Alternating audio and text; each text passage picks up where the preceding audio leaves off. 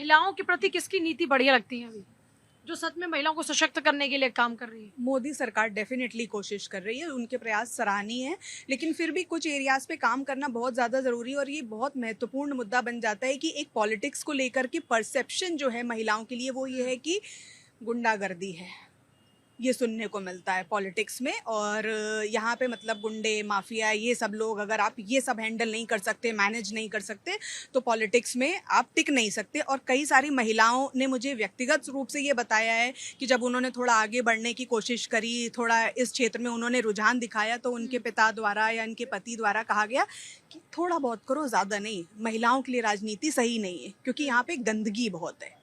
तो हमारे राजनेता ये क्यों नहीं सोचते कि एक जो संस्थाएं हैं, सरकारें बनाती हैं, उनके लिए परसेप्शन है कि यहाँ पे गंदगी है, राजनीति में गंदगी है, तो महिलाओं को नहीं आना चाहिए, क्योंकि महिलाएं सॉफ्ट होती हैं, बहुत सारे मतलब वहाँ पे चैलेंजेस उनको फेस करने पड़ेंगे।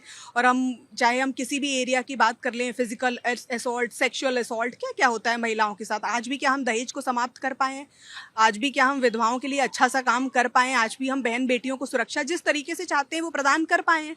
तो अब जब पॉलिटिकल पार्टी में जाने के लिए मुझे ये कहा जाएगा किसी भी महिला को कि नहीं नहीं, पॉलिटिक्स सही नहीं है, इसमें नहीं आओ, ठीक है थोड़ा बहुत सही है, लेकिन ज़्यादा कोर पॉलिटिक्स में नहीं घुसना, ये गुंडे लोगों का काम है। चलिए, दूसरा आ जाता है कि फिर रोल मॉडल होते हैं जो हमको आगे बढ़ाते हैं। तो पॉलिटिक्स में मुझे कुछ इतने अच्छे रोल मॉडल्स नज़र नहीं आते, क्योंकि उतनी भागीदारी उनको कभी प्रदान नहीं की गई। जब रोल मॉडल होंगे, कुछ महिलाएं अच्छे पदों पे काम कर रही होंगी, उनको प्रोत्साहन मिलेगा। लेकिन अब तो हर किसी पार्टी में महिला विंग है, हर किसी पार्टी में जिले में अलग अलग लोग हैं। डेफिनेटली है पूजा जी, लेकिन कितने लोग उनको जानते हैं? कितने लोग जानते हैं कि बड़ी बड़ी लीडर्स जो हैं उस पार्टी की महिलाएं हैं? गिने चुने। आज अब तो ये सक्रियता बढ़ रही है ना, फिर भी कंपैरेटिवली हमारे बीजेपी नेता खड़ी हैं, आप हमारे पास पॉलिटिकल एनालिस्ट हैं। आपसे कहा कि सक्रियता बढ़ रही है, लेकिन बात यह है कि और जो हम सकारात्मक चेंज चाहते हैं और हम एक उसको जो बड़े लेवल पे बढ़ाना चाहते हैं, जो प्रस्ताव पारित हुआ कि भाई 35% महिलाओं की भागीदारी हो, 35% महिलाओं को टिकट मिले, तो अभी टिकट नहीं मिल रही है ना। वोट तो महिलाएं खूब बढ़ चढ़ के नौकरी में आरक्षण दे देंगे, हम उनको सशक्त बनाने की बात करेंगे, लेकिन राजनीति की गंदगी की सफाई का बीड़ा हम उनको नहीं देते हैं क्या? देखिए, आज की चर्चा बड़ी गहन मुद्दे पे है और मैं बधाई दूंगा आपके चैनल को, आपको पूजा जी, जो आपने जो ये विषय चुना है। देखिए, leader has to lead by an example. नेता वही जो आगे बढ़कर एक मिसाल कायम करे। और यहाँ पर उम्मीद किससे करी जाएगी? जो सत्ता पे काबिज है इस समय। और भाजपा अगर काबिज है, एनडीए की सरकार है, मोदी सरकार है, और नरेंद्र मोदी जी का तो निश्चित बात है बड़ा करिश्माई नेतृत्व है, तो यहां पर बहुत अच्छा एक संदेश जाता। यहां पर हम बात कर रहे हैं उपलब्धियों की, निश्चित बात है उपलब्धियां हुई हैं, ये इसमें कोई दो मत नहीं है कि एक नई सुबह का आगाज हुआ, नए कश्मीर की नींव रखी गई जब 370-35 से धारा हटाई गई। ये पहले की सरकारों की सोच वहां नहीं गई, लेकिन यहां पर अभी सफर काफी लंबा है। जैसे मैंने पहले बोला कि चुनौतियां बेशुमार है, कि आप एक अच्छा संदेश दे देते, अगर महिलाओं का आप चयन कर देते, उनको उम्मीदवार बना देते बिहार के चुनावों में, तो क्या ये एक अच्छा संदेश नहीं जाता? पब्लिक को भी तो संदेश देना चाहिए ना। जब आप 300 उम्मीदवार उतारते तो कितनी जीत कर आती हैं? 10, कभी 20, कभी 25। उसी पे तो हम बात कर रहे हैं कि विनेबिलिटी फैक्टर बन जाता है सबसे अहम, कि आप क्या ये चुनाव जीत पाएंगे। ये देखिए, ये सोच में बदलाव लाने की आवश्यकता है कि यहां पर देश बदल रहा है, यहां पर हमारी सोच बदल रही है।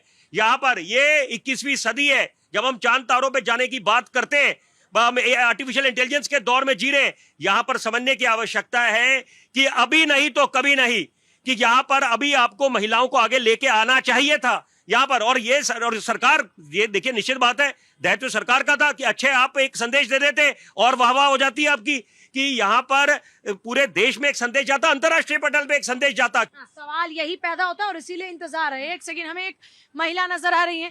महिलाएं पॉलिटिक्स में ज्यादा सक्रिय क्यों नहीं होती? क्योंकि लोग उन्हें बढ़ावा नहीं देते हैं। आपने कभी सोचा कि पॉलिटिक्स में जाना चाहती हूँ, या पॉलिटिक्स में भी ये बदलाव होना चाहिए, या मैं भी कभी मुख्यमंत्री, मंत्री, प्रधानमंत्री बन सकती हूँ?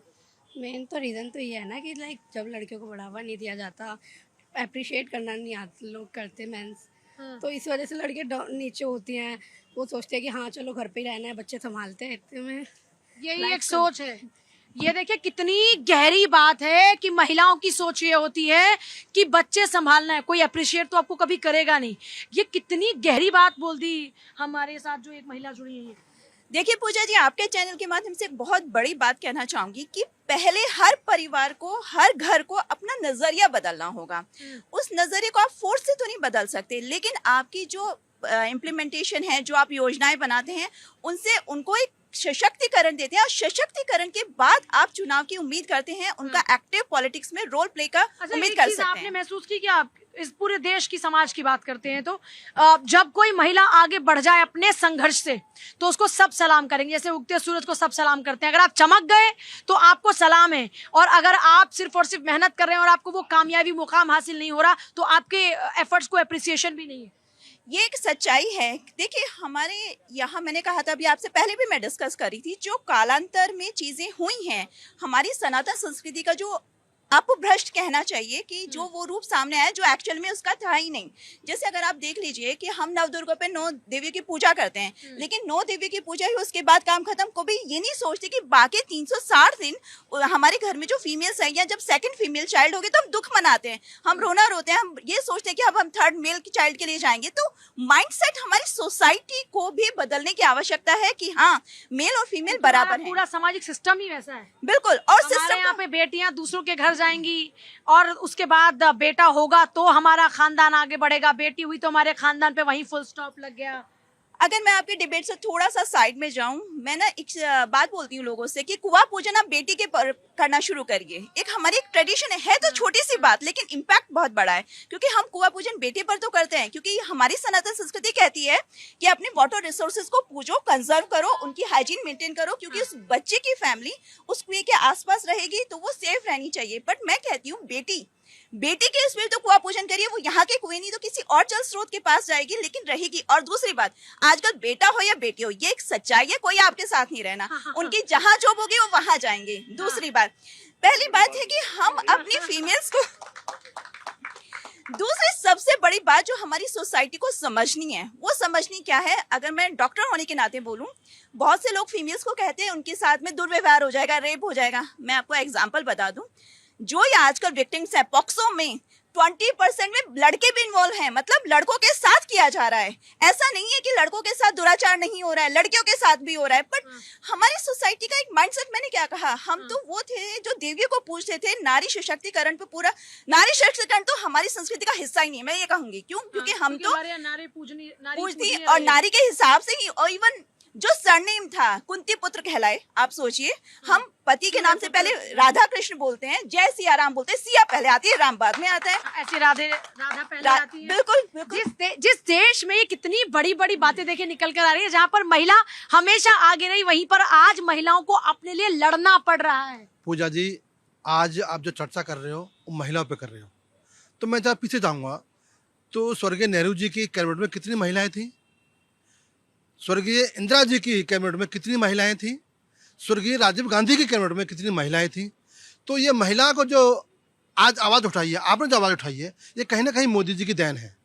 जब मोदी जी आते हैं और कहते हैं कि बेटी पढ़ाओ बेटी लेकिन बचाओ, महिलाओं के लिए तो मेरी कब बात- से बात हो मैं रही वही है, बोल- मैं वही आज बोल- और मोदी जी के टाइम नहीं में नहीं, उससे तो ठीक पहले है, से महिलाओं मैं की मान आज़ादी लीजिए, की बात तो हो मैं वो तो कह रहा हूँ ना, अगर महिला की बात होती तो स्वर्गीय जवाहरलाल नेहरू जी ने कितनी रखी महिला, मुझे बता दो, और कितनी प्रदेश अध्यक्ष थी उनकी, और कितनी स्टार प्रचारक थी भाजपा में, कितनी स्टार प्रचारक है, कितनी मंत्री है, कितनी मुख्यमंत्री है, कितनी तो समय के साथ बदलाव नहीं हुआ ना? बदलाव नहीं, समय के साथ बदलाव हुआ नहीं, ना? नहीं, ये तो कह नहीं, सकते पूजा कि पहले जी, महिलाओं की ये भागीदारी नहीं। पे बात हो रही थी, ऐसा नहीं कि कांग्रेस के समय में महिलाओं की भागीदारी पर बात पूजा नहीं हो जी, रही थी। महिला तब भी थे, ये सुनो, कहाँ से मुझे आरक्षण बोलने की दो, बात मुझे आई? बोलने दो, महिलाओं के नहीं, आरक्षण की? मुझे बोलने कि दो। आप गलत फैक्ट्स आएंगे नहीं, तो मैं मेरे को समझ बोलना, रहा हूँ। अच्छा, महिलाओं ठीक के आरक्षण की बात कहाँ से आई? क्या कि महिला- महिलाओं के लिए रिजर्वेशन होना क्या चाहिए? पूजा जी उसमें महिला नहीं थी क्या? जब स्वर्गीय जवाहरलाल नेहरू थे प्रधानमंत्री थे, तब महिला नहीं थी क्या? इंदिरा गांधी जब महिला थी तब महिला थी। महिला तो आधा हिस्सा है जब से दुनिया बनी आज तक।